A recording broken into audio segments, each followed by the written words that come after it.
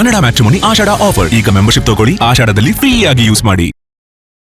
ಬೆಂಗಳೂರಿನ ಸಸ್ಯಕಾಶೆ ಎಂದೇ ಕರೆಯಲ್ಪಡುವಂತಹ ಲಾಲ್ಬಾಗ್ನಲ್ಲಿ ಸ್ವರ್ಗವೇ ಕೆಳಗೆ ಇಳಿದಿರುವ ರೀತಿಯಲ್ಲಿ ಭಾಸ ಆಗ್ತಿರುವಂಥ ಸದ್ಯ ದೃಶ್ಯಾವಳಿಗಳಲ್ಲೂ ಸಹ ನಾನು ನಿಮಗೆ ತೋರಿಸ್ತಾ ಹೋಗ್ತಾ ಇದ್ದೀನಿ. ಸ್ವಾತಂತ್ರ್ಯ ದಿನಾಚರಣೆ ಅಂಗವಾಗಿ ಆಗಸ್ಟ್ 6ರಿಂದ ಅಂದರೆ ಇಂದಿನಿಂದ ಆಗಸ್ಟ್ 17ರವರೆಗೂ ಸಹ ಫಲಪುಷ್ಪ ಪ್ರದರ್ಶನ ನಡೀತಿರುವಂಥದ್ದು ಸದ್ಯ ದೃಶ್ಯಾವಳಿಗಳಲ್ಲೂ ಸಹ ನಾನು ನಿಮಗೆ ತೋರಿಸ್ತಾ ಇದ್ದೀನಿ. ಈ ಬಾರಿಯೂ ಸಹ ವಿಭಿನ್ನವಾಗಿ ಕರ್ನಾಟಕದ ಇತಿಹಾಸವನ್ನು ತೋರಿಸುವಂತಹ ಕೆಲಸ ತೋಟಗಾರಿ ಇಲಾಖೆಯಿಂದ ಆಗ್ತಿರುವಂಥದ್ದು.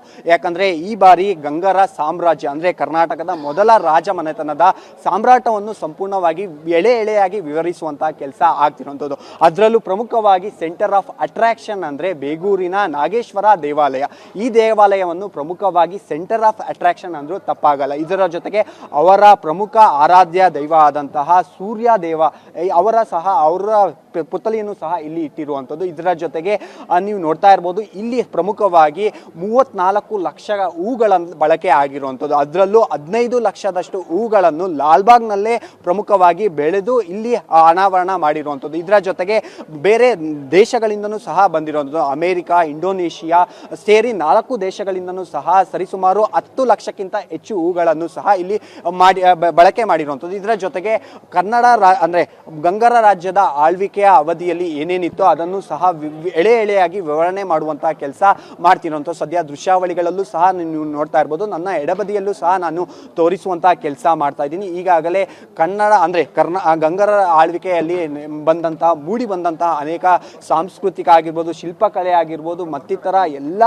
ವಿವರಣೆಗಳನ್ನು ಎಳೆಯಾಗಿ ಮೂಡಿಸುವಂತಹ ಕೆಲಸ ಇಲ್ಲಿ ಫಲಪುಷ್ಪ ಪ್ರದರ್ಶನ ನಡೀತಿರುವಂಥದ್ದು. ಸದ್ಯ ಮತ್ತೊಂದು ಭಾಗದಲ್ಲಿ ನೀವು ನೋಡ್ತಾ ಇರ್ಬೋದು, ಗಂಗರ ಕಾಲದಲ್ಲಿ ಯಾರ್ಯಾರು ಆಳ್ವಿಕೆ ಮಾಡಿದ್ದಾರೆ ಅವರ ಸಂಪೂರ್ಣ ವಿವರವನ್ನು ಸಹ ಇಲ್ಲಿ ಅನಾವರಣ ಮಾಡಿರುವಂಥದ್ದು. ಇದರ ಜೊತೆಗೆ ಕ್ರಿಸ್ತ ಶಕ 936ರಲ್ಲಿ ಮಾನಸ ಸ್ತಂಭ ಏನು ಗಂಗರ ಕಾಲದಲ್ಲಿ ಮೂಡಿ ಬಂದಂತಹ ಮಾನಸ ಸ್ತಂಭ ಏನಿದೆ ಅದೇ ರೀತಿಯಲ್ಲಿ ಇಲ್ಲಿ ಹೂವಿನ ಮುಖಾಂತರವಾಗಿ ಇಲ್ಲಿ ಅನಾವರಣ ಮಾಡಿರುವಂಥದ್ದು. ಸದ್ಯ ದೃಶ್ಯಾವಳಿಗಳಲ್ಲೂ ಸಹ ನಾನು ನಿಮಗೆ ತೋರಿಸ್ತಾ ಇದ್ದೀನಿ. ಅವರ ವೈದ್ಯ ಅಂದರೆ ಯುದ್ಧದ ವೈಖರಿ ಹೇಗಿತ್ತು ಅದನ್ನು ಸಹ ಇಲ್ಲಿ ಪರಿಯಾಗಿ ವಿವರಣೆ ಮಾಡಿರುವಂಥದ್ದು. ಇದರ ಜೊತೆಗೆ ಮತ್ತೊಂದು ಭಾಗದಲ್ಲೂ ಸಹ ನೀವು ನೋಡ್ತಾ ಇರ್ಬೋದು, ಈಗಾಗಲೇ ಗಂಗರ ಕಾಲದ ಆಳ್ವಿಕೆ ಮಾಡಿದಂತಹ ಏನು ರಾಜರೇನಿದ್ದಾರೆ ಅವರ ವಿವರಣೆಯನ್ನು ಸಹ ಇಲ್ಲಿ ನೀಡಿರುವಂಥದ್ದು. ಅಂದರೆ ಬರುವವರಿಗೆ ಎಲ್ಲ ರೀತಿಯಾದಂತಹ ಅವರ ರಾಜ ಮನೆತನದ ಸಂಪೂರ್ಣ ವಿವರಣೆಯನ್ನು ಇಲ್ಲಿ ಒಂದು ಕಡೆ ಕರ್ನಾಟಕದ ಜನರಿಗೆ, ಬೆಂಗಳೂರಿನ ಜನರಿಗೆ ನೀಡುವಂತಹ ಕೆಲಸ